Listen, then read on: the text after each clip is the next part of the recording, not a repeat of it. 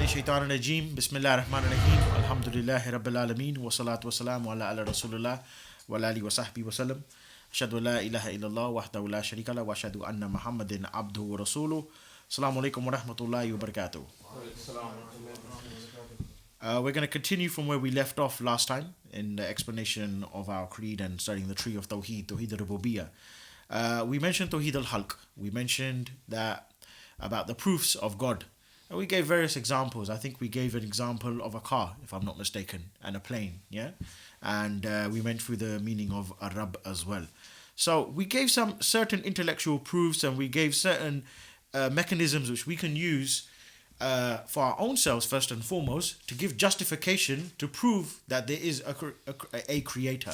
We also gave the example, and a nice question which we put forth was, if we ask a cat what language, or if we ask you what language does a cat speak, German or Chinese, the answer itself is negated by the question in itself because it doesn't have an answer because a cat doesn't speak. So therefore, to try to make analogy and try to say that, did we come about from nothing or who was the creator, it doesn't really conclude to any real answer. Okay, we're going to go through the 7 main proofs for Tawheed Al-Halq or Tawheed Ar-Ruboobiyah. Tawheed Al-Halq, as we said, is the absolute right of Allah to create.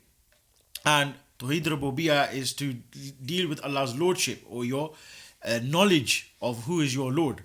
So these proofs will take care of everything in relation to who is Allah. It will prove that. It will lead to the conclusion of that. What is very important for me to mention to you now is that you must understand Tawheed Ar-Ruboobiyah, studying it on its own is not sufficient. Why? Because the topic itself, recognizing your Lord, it only leads on to recognizing Allah is the one worthy of worship. So we say, the point of all of this is nothing, to be honest. Because none of the Anbiya came to prove Allah exists. However, we do need to recognize He is our creator. He is our Rabb. He is our Lord. He is our sustainer. Once we recognize that, then we say, Tawheed Ar-Ruboobiyah necessitates studying Tawheed Al-Uluhiyah, Tawheed Al-Ibadah. So that's why we said the order of how we're studying our topic is like this. Tawheed Ar-Ruboobiyah, Tawheed Al-Asma Sifat, Tawheed Al-Uluhiyah, and Tawheed Al-Hakamiyah. Why in those orders? Because originally there was 2 divisions or 2 classifications, of At-Tawheed, which were what? We said Ruboobiyah and Uluhiyah. Al-Asma Sifat was introduced by Shaykh al-Islam Ibn Taymiyyah in the 7th century. So originally, where was Al-Asma Sifat in relation to Allah's Zat, which is part of Tawheed Ar-Ruboobiyah? So the correct order to study the topic is not to say we're going to study about Allah as a Lord now, then study how to worship Him, and then study His names and His attributes later on. No, it shouldn't be done that way. It should be done in this order of recognizing who is Allah, what's His name, what's His attribute, and then how to worship Him. It makes sense. It's very easy. So what's the 7 proofs? We can call these the intellectual proofs as well as the proofs which are backed by the Quran and the Sunnah. All of them are backed by the Quran and the Sunnah, in fact. The first one we call it the fitrah. Al-fitrah, which is the natural disposition. The natural disposition of mankind. Allah Azza wa Jalla said in Surah Ar-Rum, turn your face to Allah. That is the fitrah which Allah Azza wa Jalla, He has created you upon. Meaning turn everything that you have in relation to your own life in ibadah to Allah Azza wa Jalla. That is from the fitrah. Allah has created you in a natural disposition to recognize that Allah Azza wa Jalla, He is your Rabb. Yeah? So to give you an example of that, before we explain where that fitrah came from, the fitrah of mankind has particular things. The fitrah of mankind dislikes murder. It dislikes pedophilia.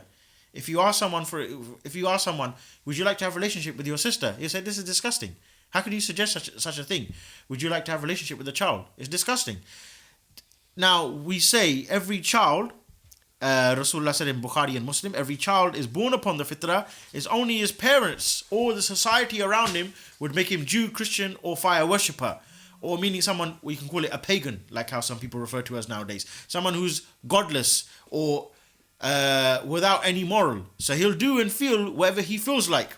Yeah? So that's why, for example, when someone is doing crime, and he's violating someone's sanctity, for example, his grandmother's sanctity, the man whose fitrah has not been corrupted, he will never violate his grandmother's sanctity, yeah, or his mother's sanctity, yeah. But when in a godless society like the West, where you find people's fitrah has been polluted and corrupted, you hear stories, like many stories nowadays, a man has been put on trial and been charged. Why? Because he raped his own grandmother, or he raped an old woman. When normally, when you think about rape or sexual relationship, is usually between two people, or one person overpowering another person who he feels attracted to. So why is this person attracted to, for example, an old woman, 90 years old, or a man who says he's attracted to young infant children? Because his fitrah has been polluted. His fitrah has been corrupted. So the natural disposition would hate all of these things. He hates evil, he hates murder, and Allah Azza wa Jalla, he said, turn your face to Allah. That is a fitrah which Allah Azza wa Jalla, he's created you upon. Now, what do we mean that Allah Azza wa Jalla created us upon this fitrah? Not just to dislike certain things which go against what some people might say, even the 10 Commandments, or what is morally acceptable amongst all humankind, which doesn't exist, by the way, today. There is nothing called moral and immoral anymore. Why? Because in a godless society, morality is subjective from person to person. So you say crime is wrong, but he might say crime is good. I will say, for example, rape is bad. Someone else might say, no, that's quite healthy. A pedophile, he'll say, or for example, let's not use the example of a pedophile now, homosexuality, which is condemned by the Christians, in fact, as well. Now they introduce it as part of the church. They declare homosexuality as a social choice amongst people. It's a social choice. And to get your degree in America, you have to affirm to that. If you don't testify that homosexuality is a social option, meaning you don't object to it, you ain't going to pass your degree. Allah Azza wa Jal, he took a covenant from Adam alayhi salam. This is chapter 7, verse 172. When your Lord took a covenant with the children of Adam alayhi salam, meaning all of us. Who's the children of Adam? All of us. Every single one of us. Muslim, non-Muslim, Hindu, Sikhs, everybody. Christians, Jews, all of us. The whole of mankind. He caused them to come from the back or from the loins of Adam alayhi salam. And he asked, am I not your Lord? So this is before, when the whole of creation, the whole of mankind, humankind, we testified that yes, indeed, you are our Rabb. So we testified before that he is our Rabb, which is why we say that every child is born upon the fitrah. Means what? Means he is a Muslim. So we say the children, we don't say to the children, if the children are playing up, we don't say they're naughty. No. Neither do we say they're shaitan. I know amongst the Pakistanis and the Asian culture, they sometimes say, oh look, he's a little shaitan. A'udhu billah. You don't call him little shaitan. He's not little shaitan. He's Ahl Jannah. If he dies on that state, he goes to Jannah. Yeah? That's the child. So he's born upon the fitrah. So the fact that Allah Azza wa Jal, he caused us to forget this. He caused us to forget that we testified. That is the strongest proof. The strongest proof for Tawheed Ar-Ruboobiyah. Why? Because we understand that if the child was left alone in the desert, for example, to grow up, he will, and you ask him, who is your Rabb? He will have no choice but to say Allah Azza wa Jal. He will have no choice but to testify, my Rabb is Allah Azza wa Jal. So for example, when we debate with someone in the street, what do you do with dawah? Dawah is an art of inclination to provoke his fitrah. You shake his fitrah. So you'll use examples. Don't you see the birds in the sky? Don't you see the heavens without no pillars? The skies, the rain, the moon, the stars, all of this. Surely, where did all of this come from? All of this creation, where did it all come from? You're provoking his fitrah. Once you provoke his fitrah, he'll testify. And I'm sure maybe you witnessed it, where you're speaking to someone, a non-Muslim, and you're provoking his fitrah, and you see tears come inside his eyes. Why is it when someone becomes a Muslim, some people, not everybody, some people, they cry? It's because his fitrah has been provoked.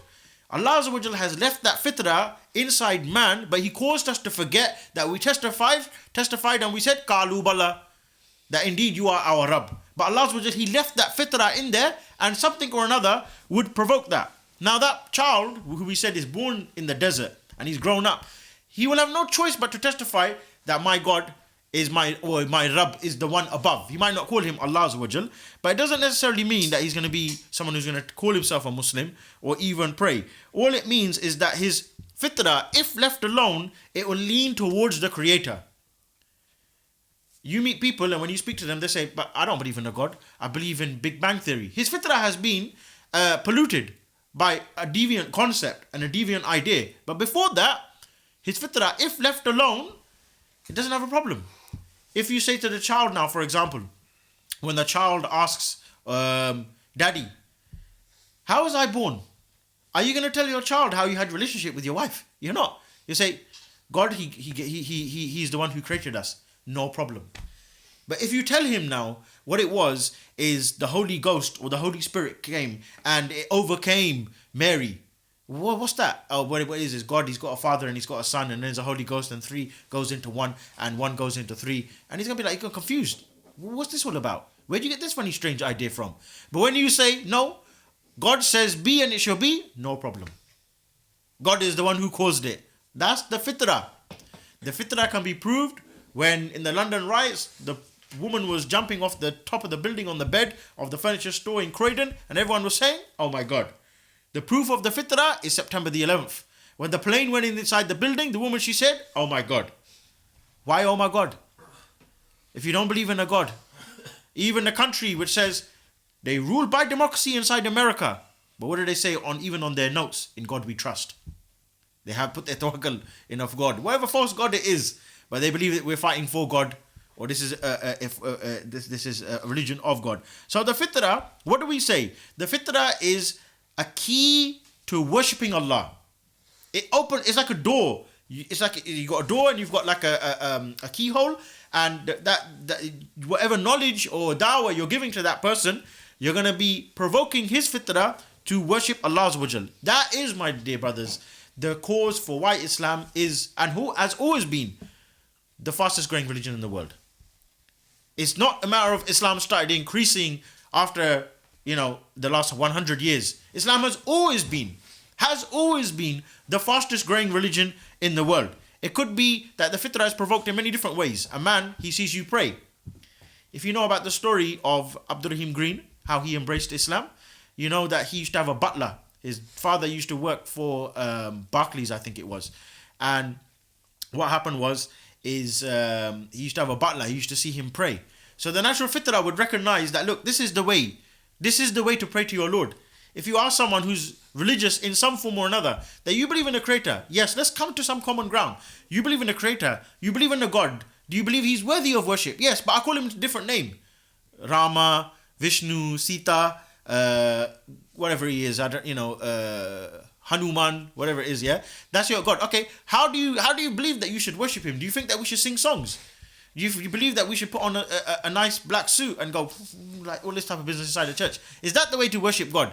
Or is the more natural order of worshipping him to go down into raku and sujood, to bow your head down, to say that you are my God, so I'm going to fall down in prostration to you? You say that one is better.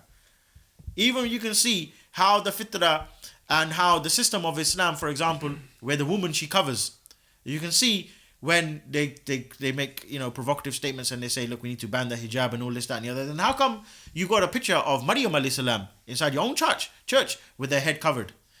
Part of the fitrah, for example, there's 7 things being mentioned of the fitrah. I'm not going to go into that, but for example, shaving of the armpits, shaving of the pubic hair, cutting of the nails. Yeah, this is all part of the fitrah. There's other things to do with the fitrah, like for example, growing of the beard. Yeah, and order from Rasulullah. In fact, all of the Anbiya, they had lahya as well. This is the fitrah. When you see Jesus, and if you didn't know about Christianity, you would say he's Muslim. The pictures that they have, obviously they make it up themselves. When they say this is Jesus, long hair. How do you know he had long hair? You don't even know who Matthew, Mark, Luke, and John was. What's their surnames? What year were they born? Where did they die? We can tell you who Imam Malik was. We can tell you who Imam Abu Hanifa was. We can tell you who Muawiyah was. We can tell you who Ali ibn Abu Talib was, what year they were born, when they died, what their parents were like, how we can tell you the entire seerah about that. Christians, they can't tell us anything. So, certain things can shake the fitrah. I can give you 2 examples of that. And when I done my previous session on this a number of years ago, the brothers were like, the eyebrows were raised up. How do you use this example? But the first American Taliban, his name is John Walker Lind. That is a proof of Tawheed Ar-Ruboobiyah. The American Taliban, John Walker Lind, he was captured in Afghanistan in I think it was Kandahar. I think it was. Anyhow, he's serving a life sentence inside America. When they arrested him, they asked him, "What's your name?" He said, "My name is Abdurrahim." "What's your name?" "My name is Abdurrahim." "What's your name?" Abdurrahim. He said, "No, we don't want to know your name. We want to know what your identity was before you were Muslim." He said, "Before Islam, I never had no identity." Then they asked him, "What made you become a Muslim?" He said, "When I saw the people do Hajj." He comes from California, and he said when he saw the people doing Hajj, he said, "This is the true religion." And then he started looking into Malcolm X. So, what the point I'm trying to make is not a fighting with Taliban or anything like that. But John Walker Lind, he saw the people do Hajj, look, all different colors, all different races, all different tribes. That's a proof that Islam must be the truth. It doesn't discriminate. It provides the supplements for the fitrah to feel satisfied. Malcolm X, for example, Malik Shabazz, rahmahullah. The man used to be a racist. He hated white people because of oppression done to him. What made him change and come to the orthodox understanding of Sunni Islam was when he went to Hajj. So many things, I'm just using that as an example. It could be you see someone pray, someone makes sujood, and that is something very provocative. When you see someone pray in the middle of the street, you say, look, this man, he doesn't fear nobody. He doesn't care about no one. He's willing to put his head on the ground irrespective of what the consequences could be. That could provoke someone's fitrah. Another example is Osama bin Laden. Osama bin Laden. One man in America, he said, I was looking to the speech of this man after September the 11th.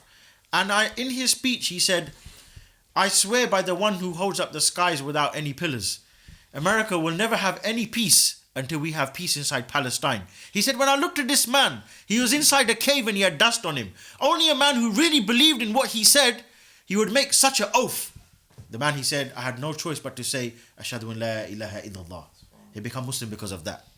So, many things. We're not saying that is a way for you to give dawah. Do you know Bin Laden, you become Muslim? No. But I'm saying certain aspects can make the fitrah wake up. For example, against the fitrah would be to worship a stone. And we can give an example of that, of the Quraysh. They used to worship stones.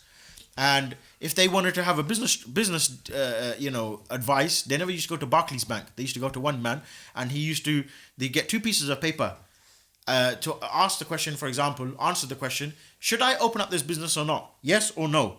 And they put it underneath 2 cups, and they shuffle it round and round and round, and then whatever one it is, then they take it. Or the other members of the Quraysh, they used to make a god out of dates. Then when they used to become hungry, they used to eat it.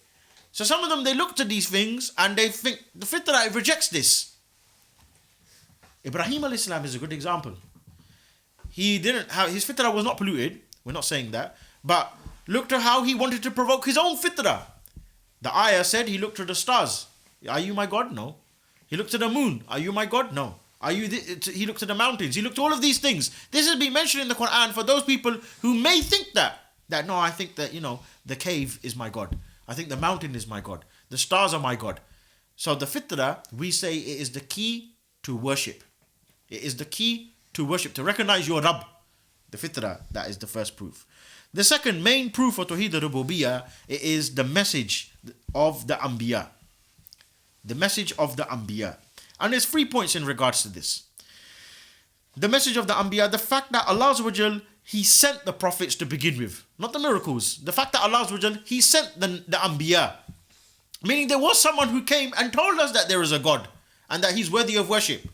Otherwise we can say, Where's your proof that there is a God? Who told you? No one told me. So you just made it up inside your own mind? No. The fact that Allah Azza wa Jal, He sent the Anbiya, that is a proof in itself. And a second point in regards to the sending of the messengers is that the fact that they were sent with the same message. There is no contradiction between any of the Anbiya. All of the Anbiya being mentioned in the Quran, for example, like Nuh alayhi salam, Musa, Isa, Lut, Sulaiman, all of them, you can see, all of them, they have the same message. Yusuf alayhi salam, did any of them say that God is two or God is three? No, God is one. Did any of them take the attributes of God and give it to man? No, the message was always the same. And the third point in regards to the sending of the messengers is look to the distance and try to consider how many years distance apart the messengers were to begin with. You're talking about some Nabis come 100 years after the previous one. Some come 400 years. Some come maybe, however number of years. Surely in that time, if that we are just talking about, na'udhu billah, people will say some madmen who just made up the message themselves, then surely you would find a contradiction between them. If I come to you and, for example, if I come to Brother Yusuf, and Yusuf doesn't know who is Zubair, and Yusuf doesn't know who is Shakil, and I come with the message to him in 1995, he comes in 2005, he comes in 2020, us three, we don't know each other, but we meet him on 3 different occasions, what's the likelihood chance of us coming with the same message? None. That's from Allah Azza wa Jal. Yeah, the distance between the messengers. So 3 points in regards to the prophets. Yeah, the prophet's same message was Allah sent the prophets. Secondly, that they came with the same message, and how many years apart they were. If you missed that, then feel free to ask me again, inshallah. Getting a little bit cold. Okay, so the fitrah, the messengers and the message they came with. Now the next point is the same thing with regards to the prophets. It's point number 3 now. The third proof is called the miracles of the prophets. This one we can call it the Shari'i signs. The Shari'i signs are signs from the Sharia, the miracles that the Anbiya they came with. We can mention 3 examples for that. Musa alayhi salam, the first one. He took his staff and it turned into a snake, and it ate the snakes of the sorcerers. Yeah? Musa alayhi salam. And his staff, the fact that it turned into a snake. Also, Musa alayhi salam, he hit the river Nile and it split. Bring us one person who can do this. The river Nile is known that it's been split. So who can do that today? Third one is Isa alayhi salam. He made a bird and he blew into it and it became real. Bring one man who can do this.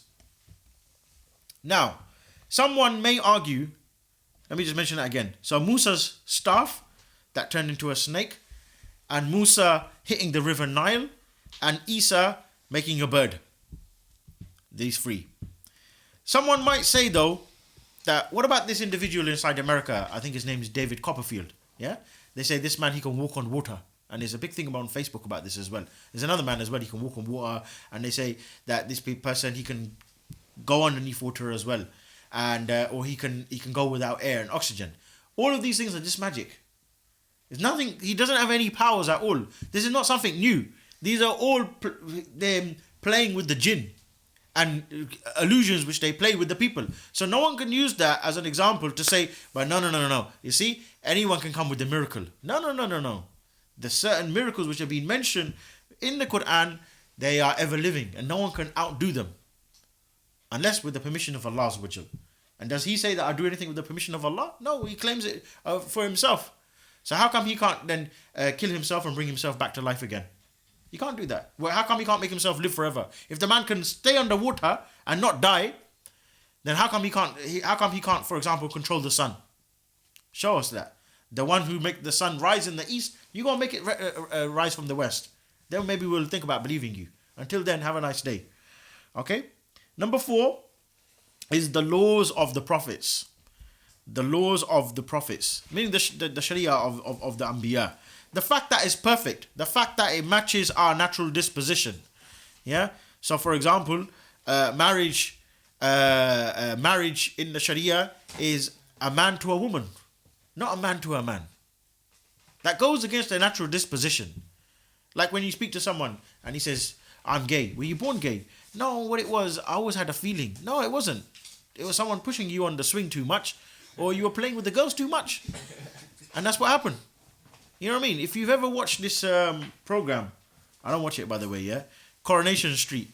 I was reading about this. There's one gay guy in there, yeah? And he's always working with women. Yeah? This is unnatural. A man, he likes the company of another man in a sense of friendship. Like we can have something in common. Like for example, we might talk about football. But how many men do you know who will go to a football match with their girlfriend? You won't hear about that. Okay? Now, let's look to some examples of that. The laws of the prophets and what they came with. Yeah? For example, chopping the hand of the thief. It fits the natural disposition. It fits the natural disposition. It fits the fitrah. Chopping the hand of the thief. Your mobile phone has been stolen. What do you want to happen to that person? I'll give him 2 years suspended sentence and 6 weeks community service. No. I want to do something to him. You break his hand or I'll break his hand. How about we cut his hand off? Good. When the man, you cut off his hand, he's a walking, talking advertisement for everybody. You don't have to spend all this money on big posters on the buses. Yeah? On top of that, there's justice for the victim. On top of that, there's justice for the criminal's wife and for his family. How? You're not depriving them of a father. What did they do what did the mother and the wife and the son do to deserve for their father to go to jail? Nothing. When you take away the father from the family home for whatever crime he's committed, the child automatically will reject the system. Why? You took my father away from me. The wife, the man, he goes inside the prison, skinny man, he comes out looking like Superman. Yeah? He comes out and he thinks I've got a new qualification and I'm going to get a nice job. Can't do that anymore. Why? Pedro's come round and he's got to work with his wife. Kids are coming out a different colour. He's like all different colours of the rainbow. One's blue, one's grey, one's half black, one's looking like Obama. They're all different colours. Children are completely mixed up. Family home is unstable. Child will ask, where's daddy? Daddy's gone to prison. Why is daddy gone to prison? Because the police come and took him away. He's a criminal straight away. Daddy got taken away by the feds. Now I need to do something now. He'll become a criminal as well. This is what you find. All of the rappers, they're telling us this. The rappers, they're telling us this in their songs. Man grew up without no father. What can I do? I ain't got no laughter. Something like that, yeah? So I have to do something now. Yeah, so life was hard, fam.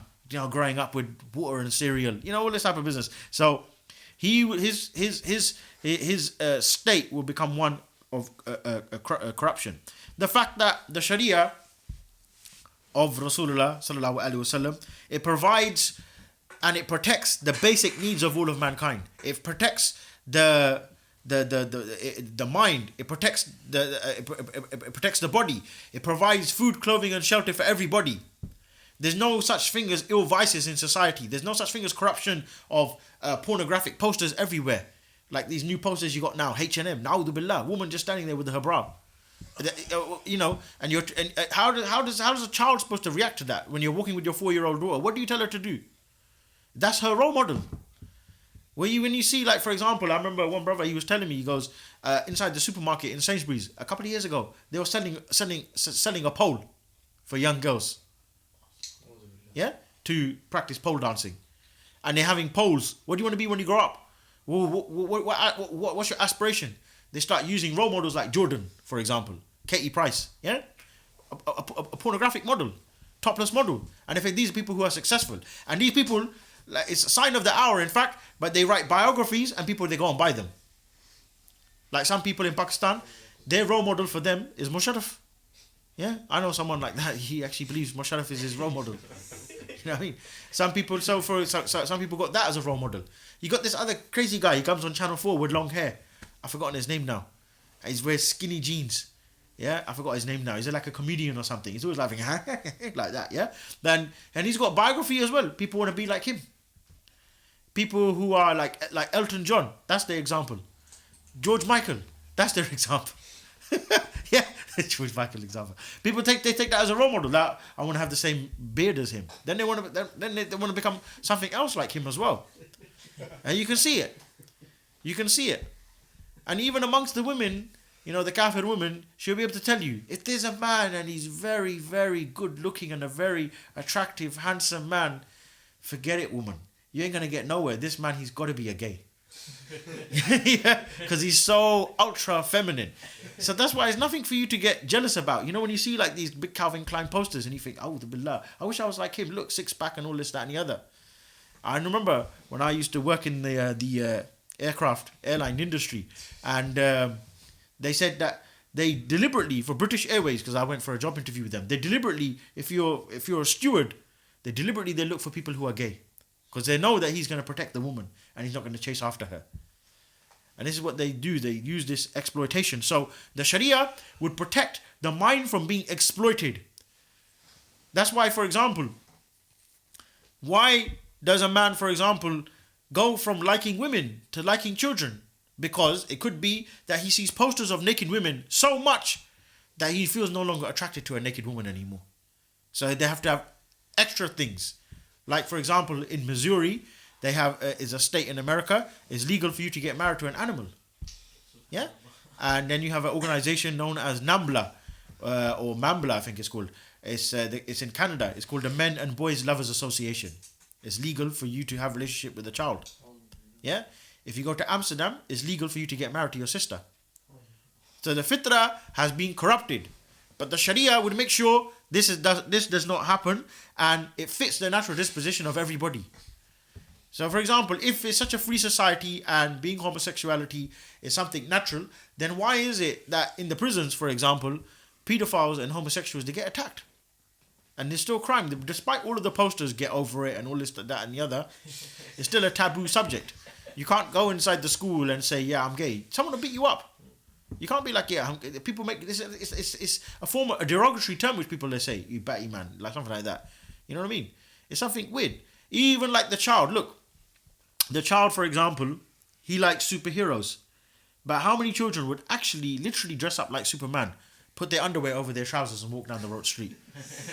They wouldn't. This goes against the natural disposition, the Sharia. The next point in regards to the same thing, law of the prophets, is, for example, the lashing of a person. Like, for example, the one who walks funny. We can always use the example of Umar al-Khattab. He saw the man, he was walking a little bit like this, and he said, what are you doing? He said, I'm just walking. Yeah? He said, come here, give him 10 lashes. And he said, what's that for? He said, that's for walking a little bit funny. He said, Assalamu alaikum. Wa alaikum salam. He said, what's that? When a Muslim man, when he speaks like a man. Not like, wa alaikum salam. Give him 10 lashes for that as well. What's that for? Well, you ask now. Give him 10 more lashes for that. Then the man's getting lashed. So you can see how the punishment system, how that works. Stoning the adulterer. Segregation as well.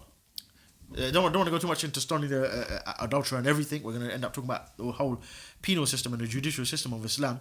But segregation, for example, hadith of Rasulullah sallallahu alaihi wasallam. You don't have to write this down, but it mentioned how the man is attracted to the natural sweat glands or to the natural fragrance of a woman.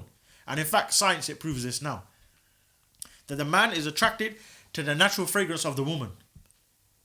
Maybe you might not think it, and you think, I like a particular type of perfume on her. No, but it's been proven. There's a hadith said so as well. Because 2,000 years ago, I don't think that they were having roll-on deodorants and Dove and all this type of stuff. You know what I mean? Yeah. So the segregation, how that comes with the fitrah. A man would feel uncomfortable in a room full of 30 women. Yeah. Even if he's attracted to a woman, how much conversation is he gonna have? Can a man and woman share everything together? In terms of entertainment and fun.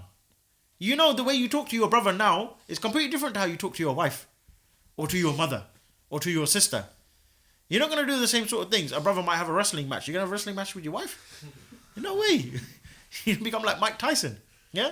So it's not going to be like that. So the segregation is a law of the Sharia that fits the natural disposition. The woman to be covered, for example.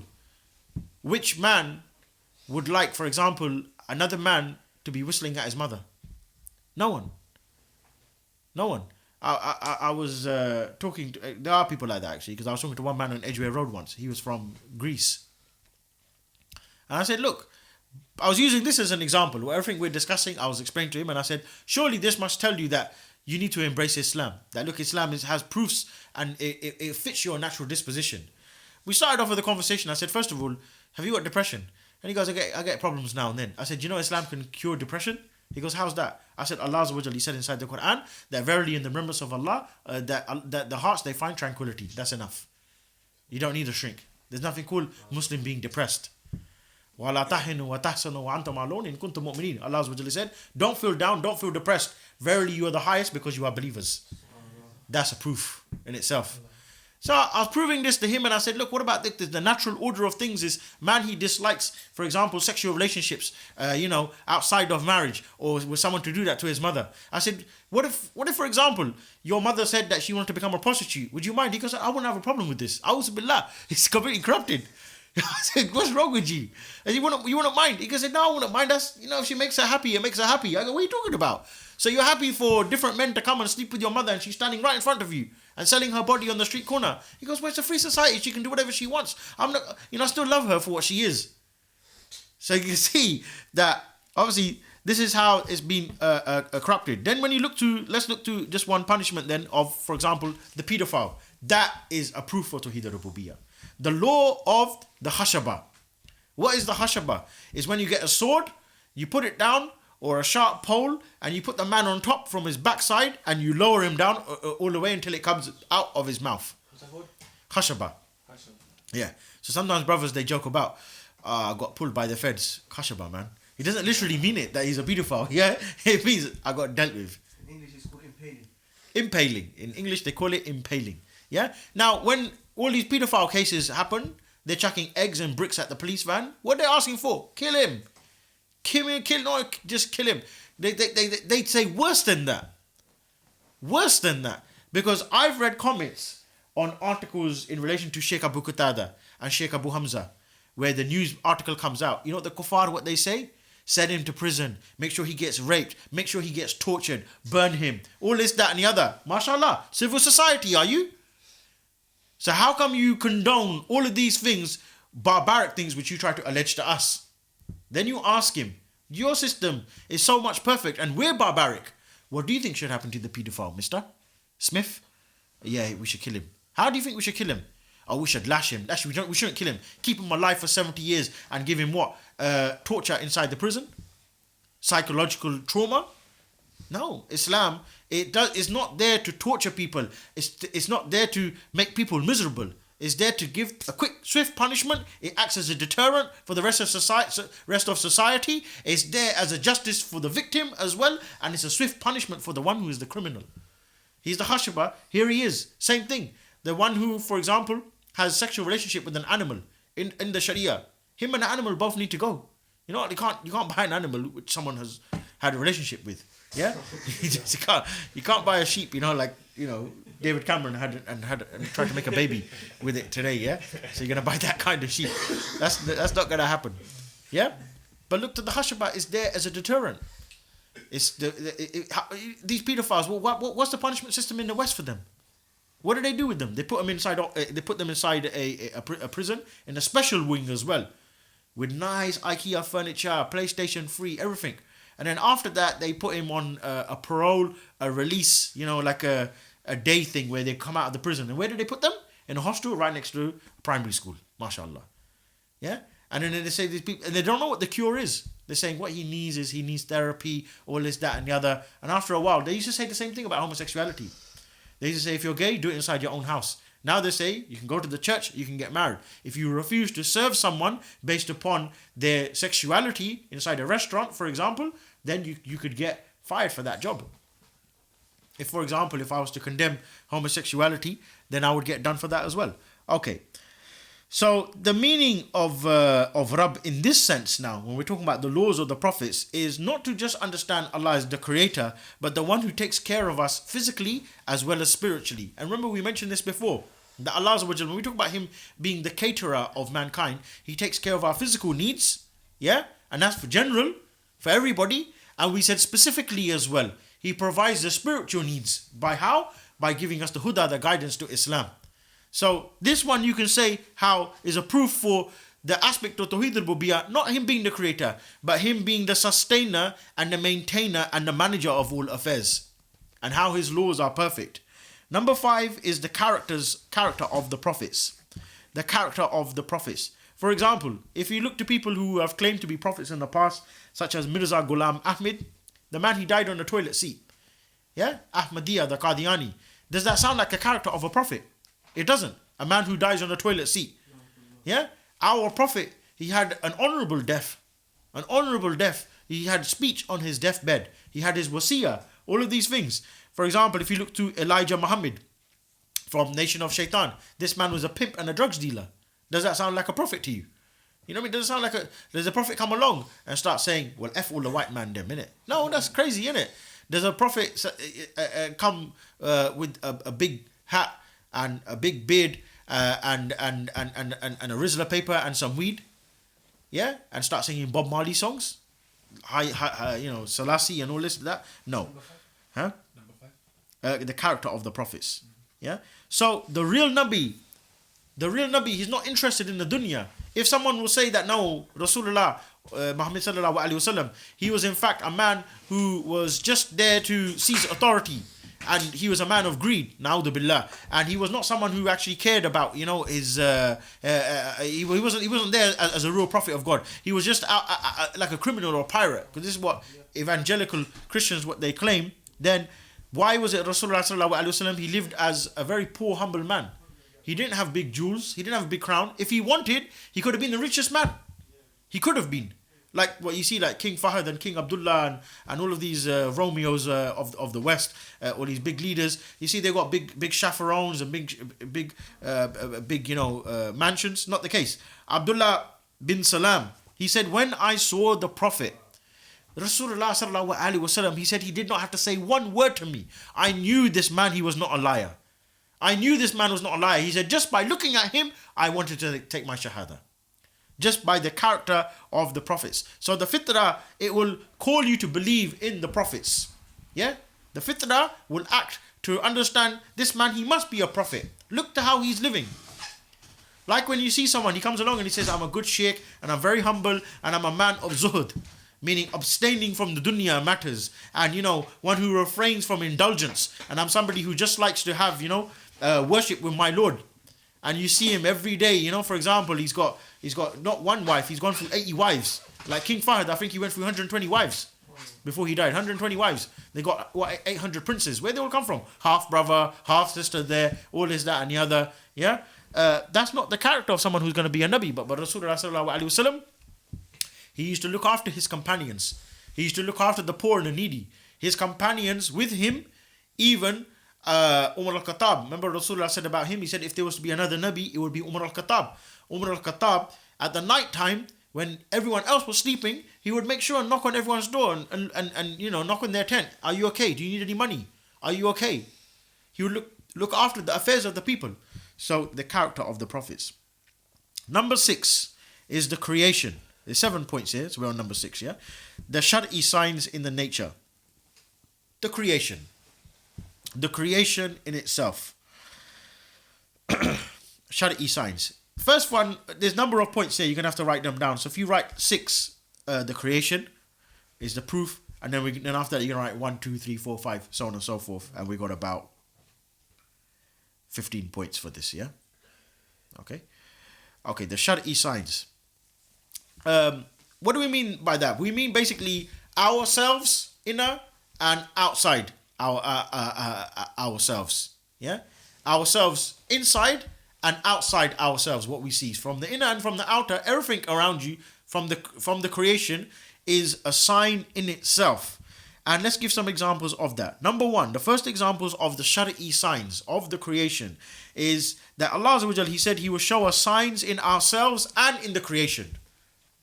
Yeah? That Allah, He will show us signs in ourselves and in the creation. I don't have reference for that, but it's a verse, it's there. I'm sure you heard it before. You don't need to really know that reference. But it's a proof in itself. Allah Azza wa Jal said that He will show us signs in ourselves and in the creation. Number 2, if we then give an example of one of those signs, because signs, in Arabic we call it ayah. Yeah? And surah is like a gate.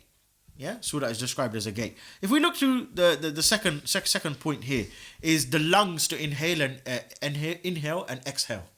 The fact that Allah enables and allows air to go inside our own body, that's a sign in itself that we didn't come about just by accident. That there's a Rabb who has provided this system of air to go in, air to go out. How, for example, no one has control over how long they can hold their breath. If I ask you, hold your breath, how long can you really do it for? 10 minutes? You're lucky if you can. No, you won't be able to do it. Number 3, the water, the way it stays inside the body. The water, the way it stays inside the body. Imagine now if you started to drink water and it came out your fingertips. Or if you have one of these, what's that one you have in there? That can. Rockstar. Let's say you're drinking a Rockstar, yeah? The drink Rockstar or Bull or whatever it was. Bulldog or something, isn't it? Bulldog. And it came out your ears. The fact that water stays inside the body and the body is made up of what? 70% water? I'm not like a biology person. 75%. Yeah. That's a miracle in itself. That's a shari'i sign in itself. Then, number 4 is the water, how then it turns to urine. That excess water or that water which the body doesn't need, meaning any filth that's inside the body, anything which is, could be harmful to the body, Allah Azza wa Jal, He causes that to exit the body. Exit the body by way of urine. Then, for example, number 5 is the temperature of the body.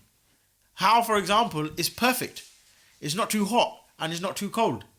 And even if it's freezing, if you fell asleep, for example, on a sofa or a chair, you will find yourselves waking up and you'll find the body temperature, it warms up.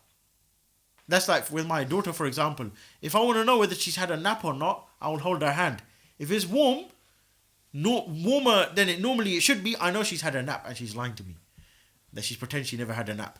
Yeah, obviously she doesn't lie, but I'm just saying, if for example you want to know, did she fall asleep or not? You touch the child's hand. So the temperature of the body is perfect. Yeah, that is number 5. Number 6, from the creation signs, is the orbit. Is if it was slightly out of place, the orbit, then we wouldn't exist. We would not exist. Number 7, which is leading on from that, is the sun. It's not too far and it's not too close. If the sun was to come, for example, 1 mile more closer to the earth, what do you think would happen? Yeah, we would be finished. And if the sun was to go 1 mile away, or if the sun never came, what kind of life would we have anyway? We would be in a disaster situation. Number 8, the components of the air. The components of the air. For example, there's not constantly dust always in the air. The sand, by law of gravity, it stays on the ground. Yeah? We don't call it the law of gravity. The law of Allah Azza wa Jal. By the law of Allah Azza wa Jal, the sand, it stays on the ground. Imagine if the sand, it was flying everywhere. Imagine if I threw dust and it never settled. Someone did say the dust will never settle. But anyway, if the dust didn't settle and it's just constantly flying around and going inside our ears, we'll never be able to leave the house. What if the leaves, when they fall down from the tree, they never fell down? And they were just flying everywhere constantly. Everything was flying. Our chair was flying. Microphone is flying. iPad is flying. We'll be constantly like, can't go to work. I've got to hold on to whatever I've got. So, the components of the air. Number 9. Imagine if there, for example, there was no wind. If there was no wind, then how would particles move left and right? How, for example, the dust would be removed from the earth? Yeah? Number 10. Imagine if there was no night. Allah Azza wa Jal, He's created a night for sleep. What would you do then? What would you do then? Number 11. Chemistry. Chemistry. That Allah Azza wa Jal, He causes the rain to come and make the fruits grow. Number 12. That the goats, they eat the grass and that causes them to become fat.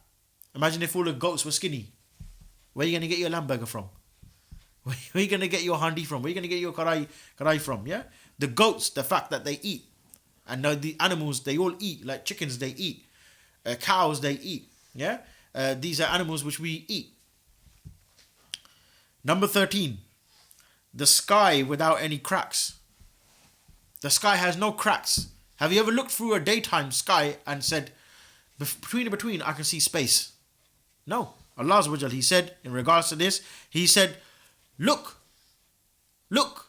and then look once again, and your eyesight will return back to you, and you will gain nothing from your eyesight except tiredness.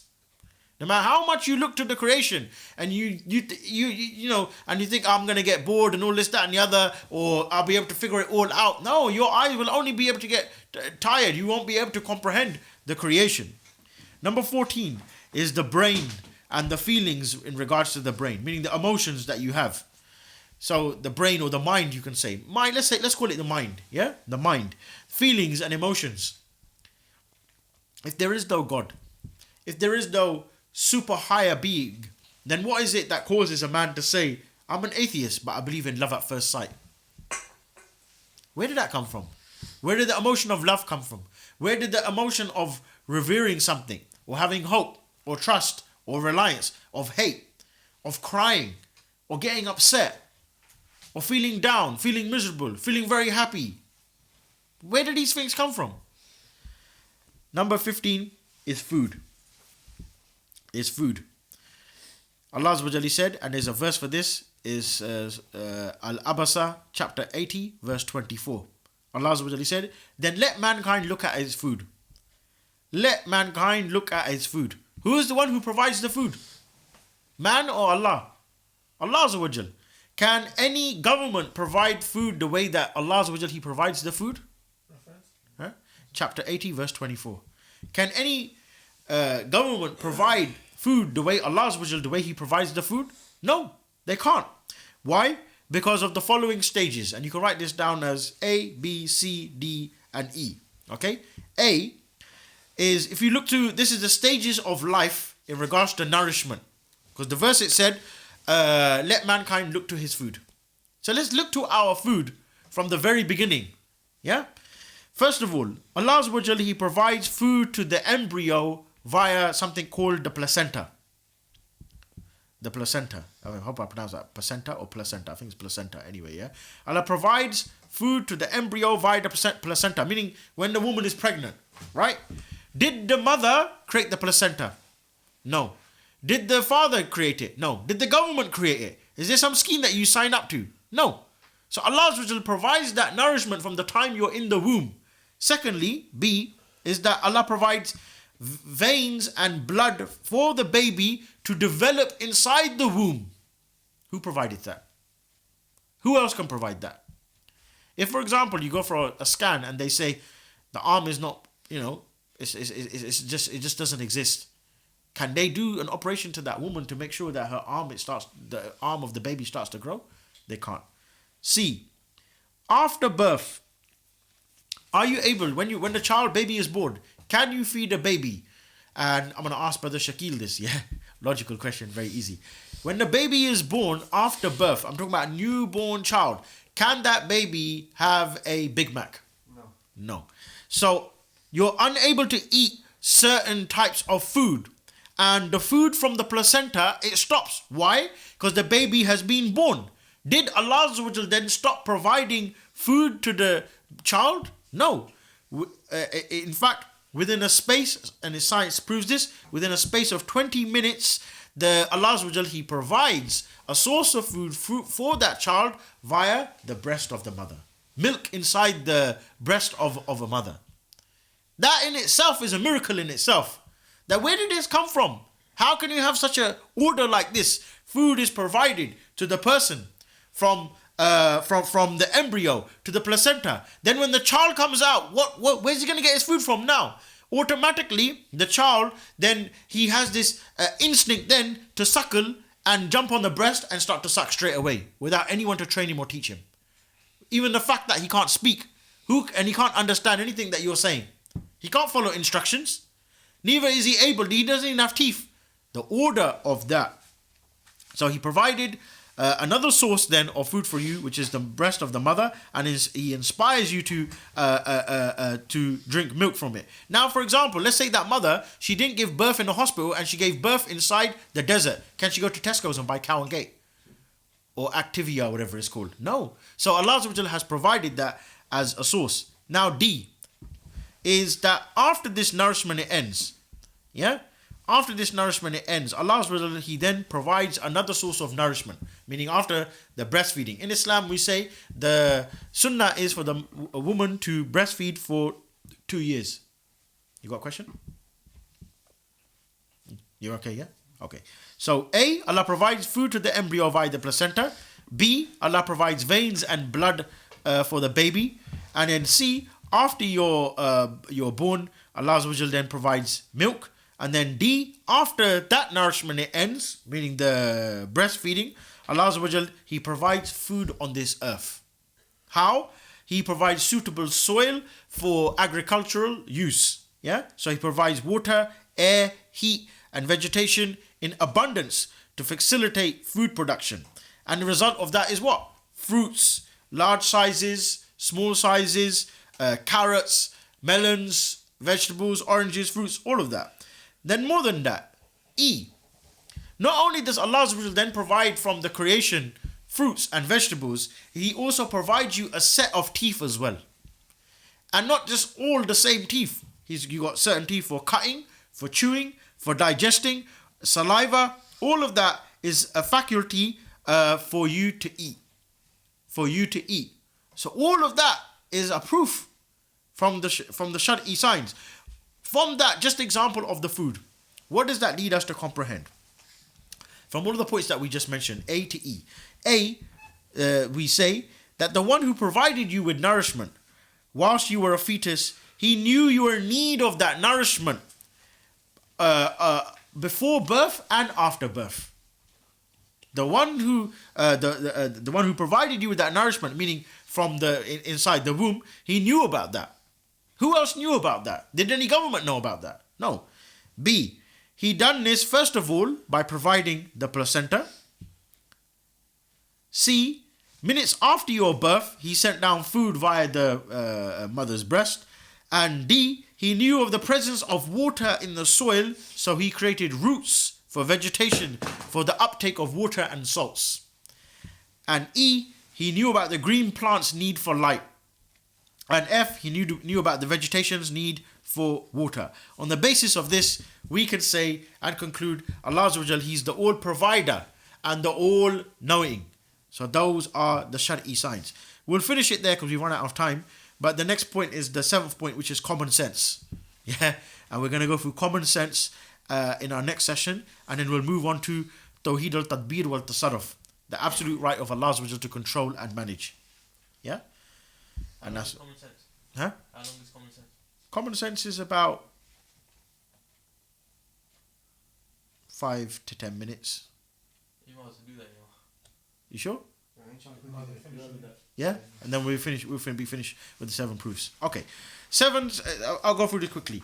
Allah Azza wa Jal, He asked us, and we mentioned this previously, that that we were created from nothing or something. Yeah? Common sense. So Allah Azza wa Jal says we were created from something or nothing. So what's the possibilities here? Where were we created from? The possibilities are 2. Number 1 is nothing. We were created from nothing. I think by now we know that's not an answer. The second one is we were created from something. And from something could be 2. From something could be 2. Either you created your own self, or someone or something else created you. And when we say someone else created me, the creator, what is the creator? The creator is the one who cannot be created himself. Otherwise, that would denounce the fact that He is the creator. How can He be the creator? Like if I was to say, I'm the manager. Are you really? Yeah, I am. But hold on a minute. There's another manager. So which one is the manager then? Can't be you're both the managers. Unless there's a partnership here. We're talking about the one, the single creator, the sole creator. Meaning something which doesn't have nothing which precedes it. Yeah? And the one who created you, He must be the eternal one. Neither can He be something which is given birth to. Neither can that creator be one who's in need of anything or anyone. It can't be in need of any of the creation in itself. Otherwise, it cannot fit the description of the creator. It is no longer recognized as the creator. The mind might say to you that, look, if your mother gave birth to you and your mother was given birth to you by her mother, blah blah blah blah blah blah, so on and so forth, and Allah then created us once upon a time, who then gave birth to Allah? That type of thought, the ulama, they say, is a thought from the shaitan. If that question comes to you and you say, who created Allah? That is a thought from shaitan. You simply say, amantum billahi, I believe in Allah, and you leave it there. You leave it there. Let me give you one example now for this point 7, common sense. And that is the example of Imam Abu Hanifa and Abu Ja'far al-Mansur. Abu Ja'far al-Mansur, he was from the Abbasi dynasty. And what happened was, some atheists, they approached Abu Ja'far and they said, look, bring us the most intelligent person and we want to debate about the existence of Allah. Abu Ja'far had this conversation with the atheists. So Abu Ja'far, he said, I'll bring you the most intelligent person that we have, Imam Abu Hanifa. And he said, okay, let us meet inside your palace at so-and-so time, at so-and-so place. The meeting, it was about to happen. 1 hour went by, 2 hours went by, 3 hours went by. The atheists, they declared we won the debate. The man, he never turned up for the debate, meaning he was so scared that he couldn't turn up to the debate. Abu Ja'far, he started to become concerned. He started like, what's going on? Looking at the clock and looking at the time, looking at the sky. Where is Imam Abu Hanifa? It's not like Imam Abu Hanifa not to turn up to a debate. Just as the atheists, they started to celebrate, Imam Abu Hanifa, he turned up. And the atheists, they're still, celebrating and they're saying, what's going on? Everybody, they become angry with him. The atheists, obviously they were angry, but at the same time happy that, how are you, now you turn up now, mashallah, yeah? And the Abu Ja'far, he was like, what's wrong with you? I set up the debate and you turn up late. And the people, the Muslims, they say, you're making a fool out of us. You're making a fool out of us that we organize a debate with these atheists and you turn up late. What happened? Imam Abu Hanifa, he said, look, I beg you to excuse me for turning up late. And he said, I know I was supposed to meet at a certain time, but I was opposite a bank of a river known as the Tigris River, or the Tigris River. I don't know how you pronounce that. And I was waiting for a man to come and pick me up by a boat, but he never turned up. So the atheists, they said, so what did you do then? And he goes, something miraculous, it happened. You won't believe what happened to me. Whilst I was waiting, a tree, it fell down. Branches, they started to split. They come together. A rope came and tied it together. I stepped onto this raft or this boat and it took me to the other side of the river and here I am. They looked at Abu Ja'far al-Mansur and they said, this is your intelligent sheikh? This man is a complete fool. He's saying that a tree fell down, broke into branches, put itself together with a rope and he come across there. Imam Abu Hanifa, he turned around and said, who are you calling a fool? You're the one who's the fools. You're telling me that this is a crazy idea I got, that the tree came down, fell into branches, come together and made a boat, and this is something foolish? You're the one who's a fool. You believe that the whole of the creation just came about by nothing. Imam Abu Hanifa, he was very witty. He knew how to deal with those atheists. Those atheists, they put their tail in between their legs and they walked away. Couldn't deal with it. So who was the real fool? So likewise, we can say that the pen, did it come into existence by no cause? Did the pen, like for the microphone, did it come into existence by itself? Did the foam just put itself together, the fabric of it, and place itself on there? Did the wire just come about and attach itself to it? There was a cause and there's effect. So all of your common sense will prove that there is something called Tawheed Al-Halq and there is something called a Rabb, and you must believe amantum billahi, you must have imanu billah in Tawheed Ar-Ruboobiyah. That was our topic. How to believe in Tawheed Ar-Ruboobiyah, or to have the proofs for Tawheed Ar-Ruboobiyah, for Tawheed Al-Halq. Next topic will be Tawheed Al-Tadbir wal-Tasarruf, the absolute right of controlling and managing. And we'll study that next week, inshallah. So we'll go through some of the proofs with that. We'll go through the general proofs and the specific proofs from the Quran and from the Sunnah and from science as well, inshallah. And then our last topic will be Tawheed al-Qadr after that, which will be Tawheed al-Hakamiyya Taqwaniyya. That will complete Tawheed Ar-Ruboobiyah, inshallah. Anything good I said, it's all from Allah. Any mistakes, they are all by my own. Wa sallallahu Sayyidina Muhammad wa alihi wa sahbihi wa sallam. Jazakallah khairan. Okay, sorry about taking up so much time there. Big Bang Theory. Yeah. Doesn't that slightly agree